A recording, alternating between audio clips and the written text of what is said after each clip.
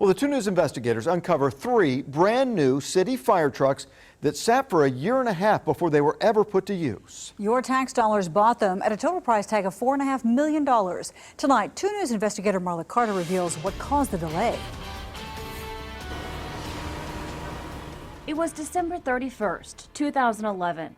Firefighter James O'Neill was battling a blaze in North Tulsa. Breathed in a lot of gases at a house fire, and we actually had to revive him in the front yard. He spent several days in the hospital.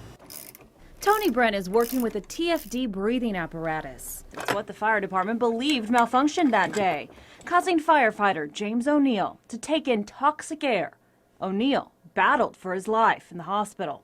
Meanwhile, Tony and about 4 other people went to work, taking apart every single one of the department's 400 breathing apparatuses. Fire chief, the mayor, they decided that we needed to rebuild all of them, make sure this doesn't happen again.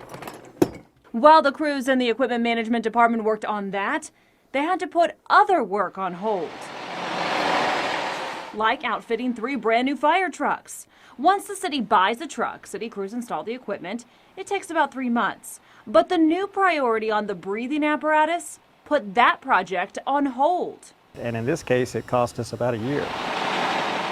The city bought 3 new ladder trucks that cost $1.4 million apiece.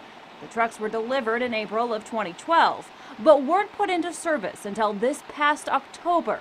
That's a year and a half later. We couldn't afford to be losing firefighters while we're, fixing up new trucks. So while crews worked on the breathing devices, the new trucks sat, not getting used. Meanwhile, the department was forced to continue using trucks that were on their last leg. They start to become unreliable. The maintenance is terribly expensive on them. We started spending more money on maintenance than we would have payments on a new truck. So we had to, it was time to make a switch, and it probably would have saved a lot of money had we been able to get them out. Stan May with the Tulsa Fire Department says all of this could have been avoided. If we would have had an employee to attend to that, we'd have been right on schedule with what we normally do. May says the department has asked for an additional maintenance employee for the past several years, but haven't gotten one.